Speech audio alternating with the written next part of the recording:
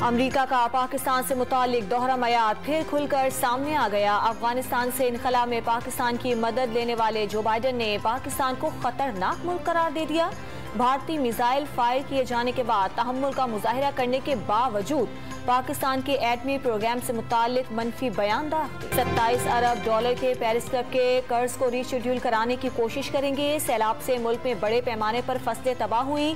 आइंदा साल गंदुम दरामद करने की जरूरत पड़ सकती है। इसहाक डार का गैर मुल्की खबरसा इदारे को इंटरव्यू। मंशियात बरामदगी केस में वजीर दाखिला की आज हाजिरी से इस्तिस्ना की दरखास्त मंजूर। लाहौर की इंसदादे मनशियात अदालत ने समात 19 नवंबर तक मुलतवी कर दी। PTI के गिरफ्तार सेनेटर आजम सवाती का 2 रोजा जिस्मानी रिमांड मुकम्मल। कुछ देर बाद इस्लामाबाद की मकामी अदालत में पेश किया जाएगा। तहरीक इंसाफ के दर्जनों कारकुन अदालत के बाहर पहुंच गए।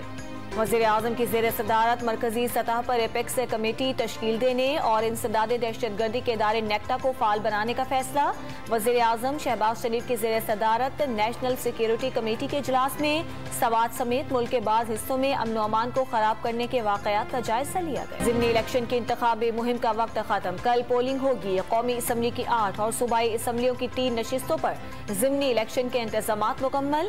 कराची के 2 हल्कों समेत 7 पर चेयरमैन PTI इमरान खान उम्मीदवार। मुल्तान में शाह महमूद कुरैशी की बेटी का यूसुफ रजा गिलानी के बेटे से मुकाबला होगा। कप्तान बाबर आजम ने पाकिस्तान टीम की फॉर्म अच्छी करार दे दी। पाक भारत मैच का पारा शायकीन हाई करते हैं। दोनों टीमों के खिलाड़ी मैच पर नहीं फैमिली और गाड़ियों पर बात करते हैं।